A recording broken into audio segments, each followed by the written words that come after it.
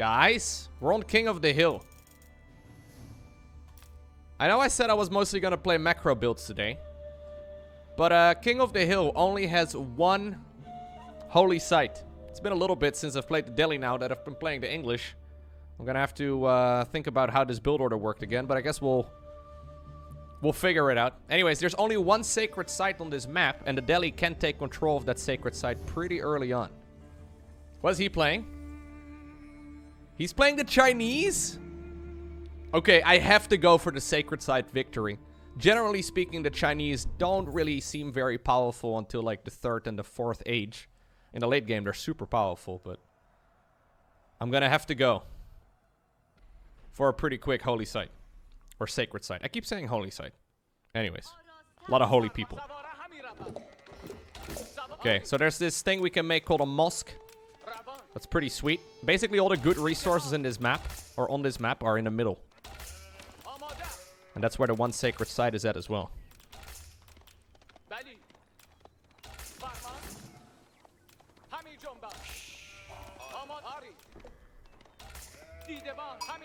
Okay.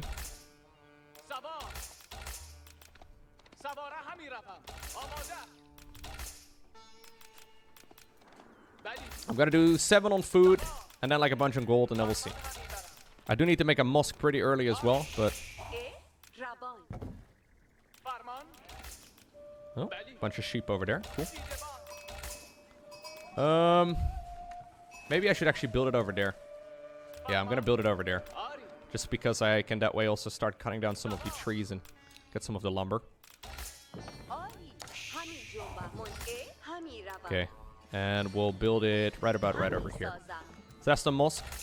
There's an upgrade. Normally you can't take control of sacred sites until the 3rd age, but there's an upgrade in the mosque that allows me to take control of it much sooner.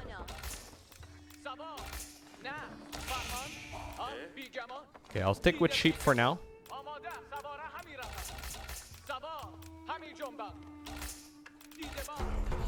Hello. I don't understand the shift queuing sometimes in this game. Feel like I did that correctly, but anyway.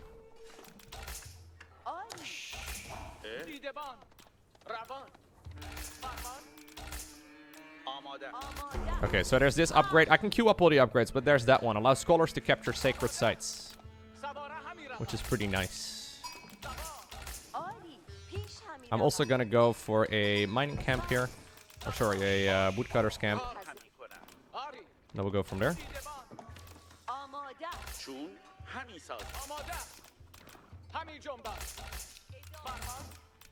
I don't really know. Like, he could go for a tower rush, actually. I'm thinking, like, what could the Chinese guy be going for? I have been tower rushed once in this game. That is definitely something to keep in mind. I should probably be scouting him, actually. Yeah, I'm gonna bring these sheep home and then scout. Okay, gonna get that upgrade. All the upgrades with the Delhi are free. They just take a long time to produce. Okay, we're gonna go into the Dome of the Faith. That allows me to make scholars pretty cheaply.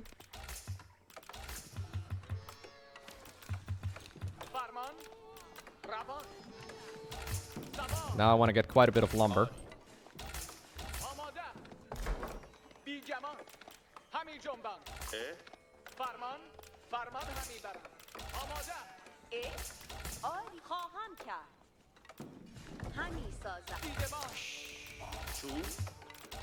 We also do benefit from more berry bushes. I think, honestly, if he was cheesing, he probably would have already been fighting me, right?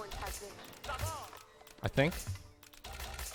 We do need 75 gold as well by the time that the mosque is... Or, sorry, the H2 structure is done, so we can actually make additional holy people.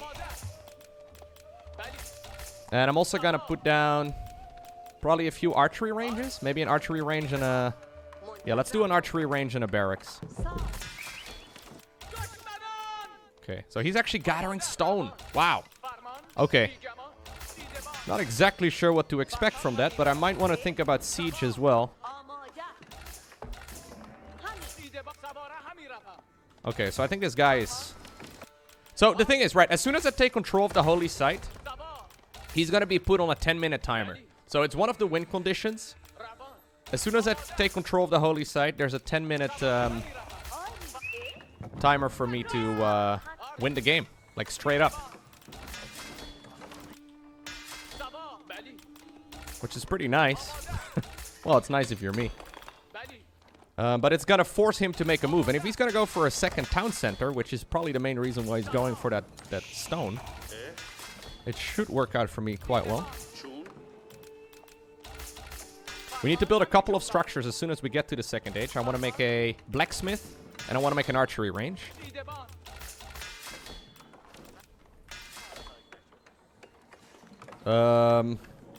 I'll go for the hardened one. Yeah, so he's reached the second age right now. Okay, so first off, another scholar.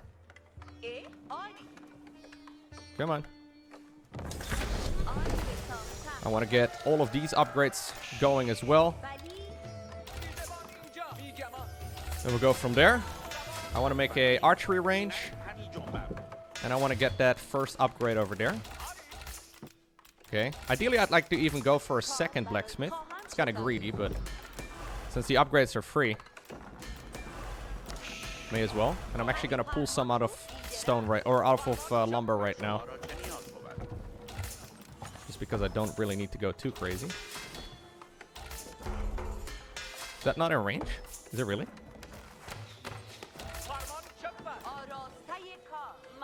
Okay, so we're gonna go for the siege upgrade first. And then we'll go into that upgrade too. Okay.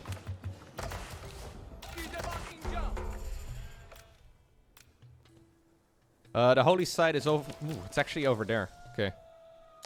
So my units, by the way, can produce walls as well as the Delhi, which is why this push should be really strong. They can make walls directly.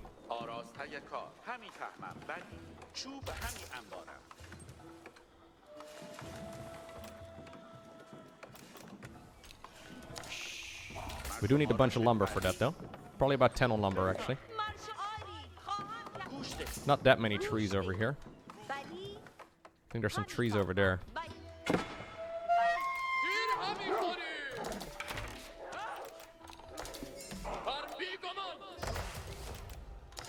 Okay. There's my holy unit coming right up. And I'll start making a wall. He's probably going to be running up this ramp over here, right? The one that makes the most sense anyway. I'll try and make one on the other end as well.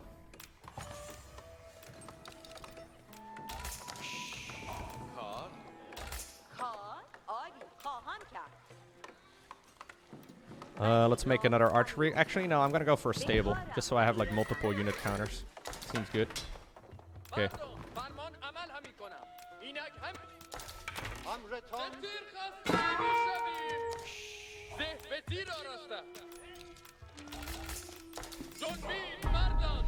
Okay, capturing the sacred site. Walls are pretty cheap.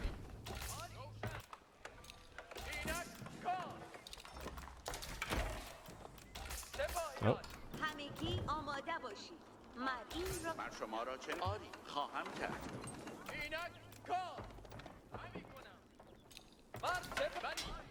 Okay, so we almost have it.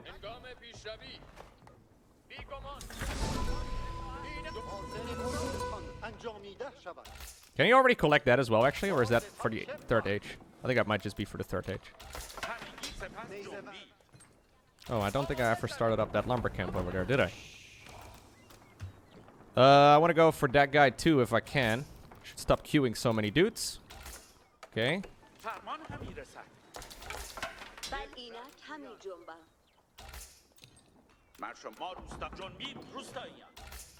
So no lumber? Are you kidding me? Oh, wow. Okay.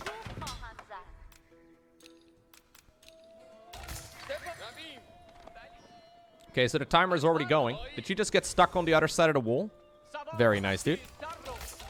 Gonna go ahead and pull off of here. We'll go for a mining camp.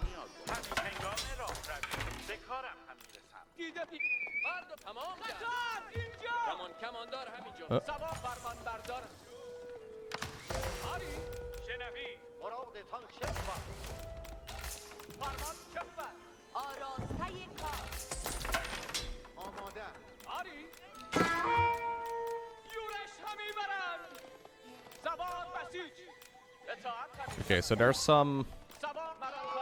I need cavalry, ideally.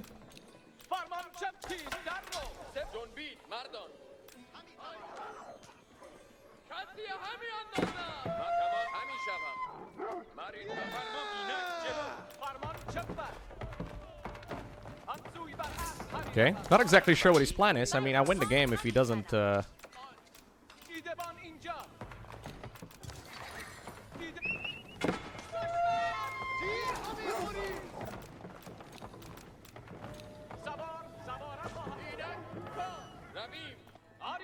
Okay, I've warped myself in. Okay, he's already going for a battering ram over here.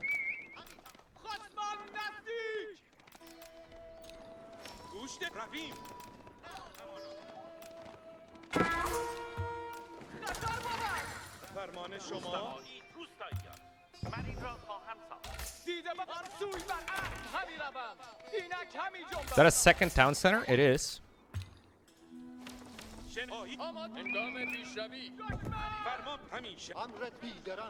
Okay, 7.5 minutes remaining. It's the longest 7 minutes of my life.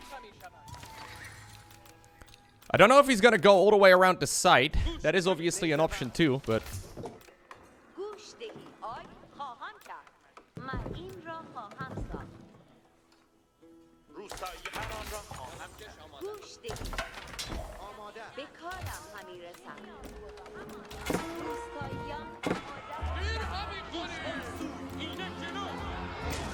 Okay, I'm actually just gonna go out.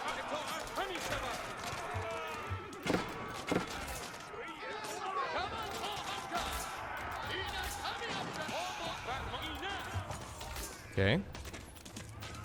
Just hanging out of the wall. Rushing for the sacred site. Cavalry here is pretty nice. We'll go ahead and buy some more. Especially more food. Okay.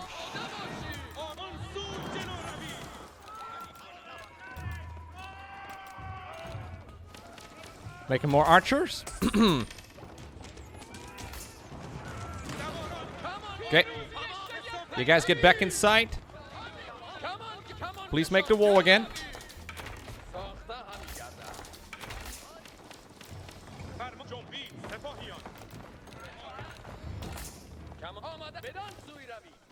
Very nice.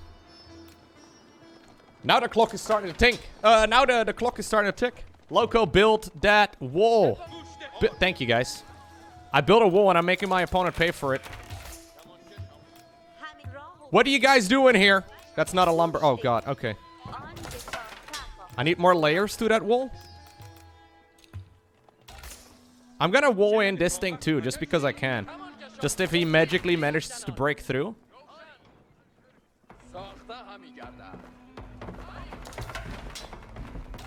I just need to make sure that none of you get stuck in there. But you guys are definitely gonna get stuck in there because you're all kind of dumb.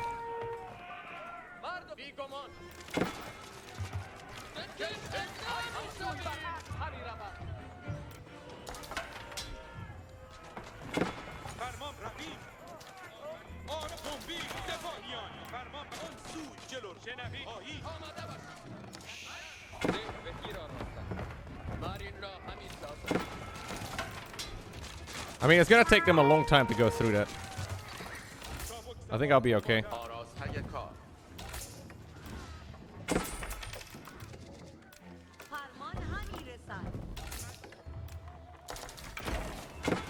Okay.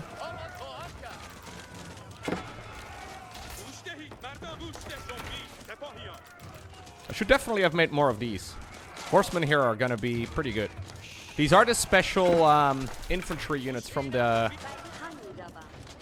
Oh, I should probably have made a tower too, bro. A tower would be so good. Accidentally sent some workers here. Yeah, let's go. Let's put some towers over here.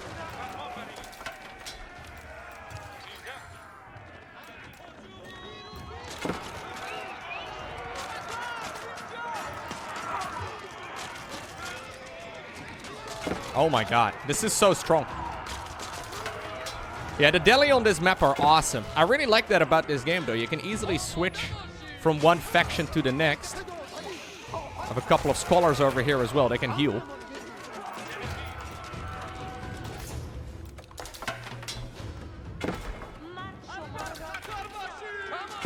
Okay, just keep fighting.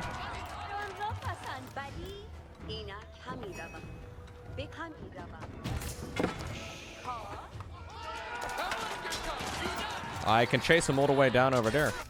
Pretty nice. This is a bit of a dirty strategy. I mean, I feel a bit dirty doing this. But in the end, I am just using the map's layout, right? Is that dirty? No, actually not. Even though I feel a bit dirty. I'm just playing to the map's strength, right? It's like dropping siege tanks on that little ledge on Lost Temple. Remember that? I don't think, you know, the Terran players were necessarily being evil doing those builds. It's just that they didn't have much of an option. Oh, you guys coming again?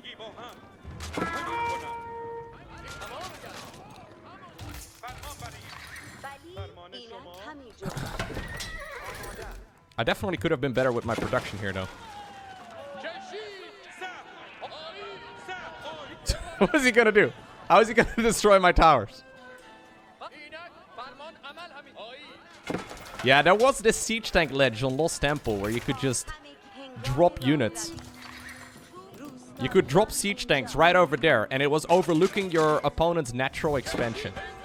For obvious reasons, that was a little bit stupid, because your opponent couldn't mine. I think my opponent is going to go for a desperation move.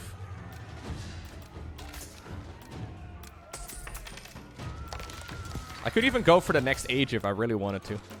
Don't know why. He's going after my walls. Okay, I think we're going to fight him. I could add more towers. But I've got a little bit of older production, so even if we decided to go for a wildly different unit form, we have like cavalry, we've got archers, we've got spearmen. Couldn't make any man-at-arms, but he decided not to GG out. I think my macro could have been quite a bit better as a follow-up, but strategically speaking, I think going for the Delhi Sultanate on King of the Hill is very good. Lowko, that was disgusting. Do it again. I don't think it was disgusting. I just played to the map's strength, and my opponent was just doing what he felt like doing. This is the only map in the current map pool that I am aware of that only features one sacred site. So most of the maps have like 2, 3, 4 or so sacred sites. Meaning that you have to hold all of them simultaneously for 10 minutes, and then you obtain the victory, right? Now, obviously, that's very difficult to pull off. Because in order to neutralize the sacred site, all you need to do is just step any unit. It doesn't have to be a holy unit. You just need to step any unit into that circle of the holy site or the sacred site. On this map, however, there's only one. And normally, right, you can't take control of the sacred site until the 3rd age, until the castle age. Which is when all of the other factions do get access to holy units. However, the Delhi Sultanate, they have the mosque right from the get-go. And they have that upgrade over here, the sanctity upgrade, that allows scholars to capture a holy site or sacred sites right away. Plus, they generate gold too, which is quite nice. So on other maps, it's still worth getting the sacred sites, not just for the win condition, but also, you know, just for that gold income. Because it adds up pretty quickly over time. Especially with the Sultanate, just because you get twice as much as the other factions.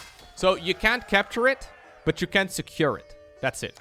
So I think what you need to do if you go against the Delhi on King of the Hill is make the assumption they're going to go for a sacred site victory, or at the very least a push, and expect that they head on over in that direction. Honestly, this map is pretty sweet, though. I didn't realize it, but there are so few trees. I assumed there would be trees over here, because I see a couple of things through the fog of war, but there's barely anything. Plus the fact that you can make walls with your infantry units, so you don't have to bring workers to the front, is also pretty powerful. Yeah, so to bring up the Lost Temple map. This was a map back in the early days of StarCraft 2 and Wings of Liberty. First off, it's a 4-player map, and yes, it was possible to like spawn right next to each other. So this map, when it was cross position, it was pretty good, all things considered. However, you could literally spawn right next door to each other, and obviously, imagine dropships arriving half a minute sooner than they normally would. Anyways, you could also spawn close ground, which also was very weird. Because, say if you take this as your main base, then this is your natural. Where do you take the third? All the way over there? Like, where do you go? So there are golden minerals over here too, but they're blocked by rocks. Plus there's an island base all the way in the bottom right. There. So, plus on top of that, right? And this is what I was trying to bring up. There's this massive high ground right next to the natural expansion where you could literally drop siege tanks and they could also hit the mineral line. So what players would do, this is like StarCraft history, right? They would load up a siege tank, research siege mode, because obviously that's something you have to do. Players would like research siege mode, load up a siege tank into a medevac, bring a couple of SCVs in that exact same medevac as well, drop units over here, and since Zerg players would always open up mutas against it, they would build missile turrets. Yeah, Terran was pretty good on this map. How long did this map stay for? They made a couple of adjustments to Lost Temple. Can we find it this way? Alright. So Lost Temple was introduced in the beta. So that is 2010. I think like early 2010. And it was around in the first season as well. So it was until... It was almost around for a full year.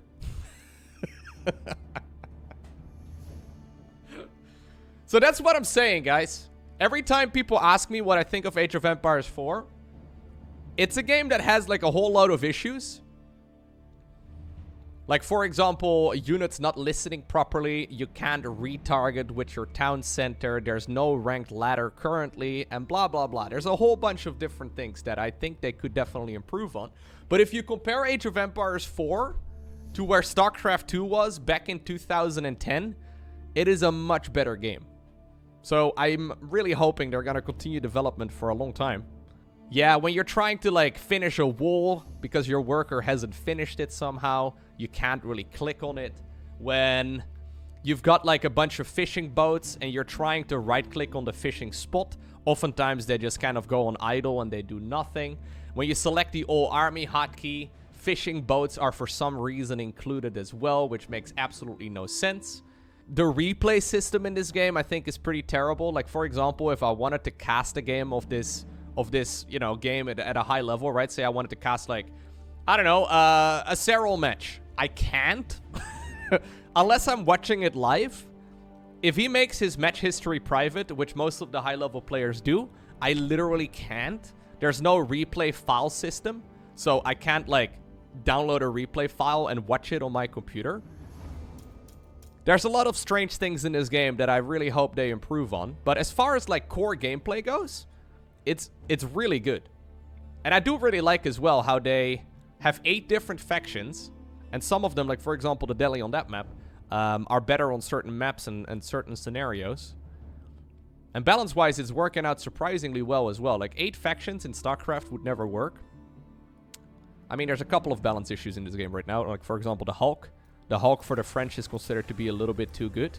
So this is a boat they have access to in the Second Age. While for the other factions, it's not available until later.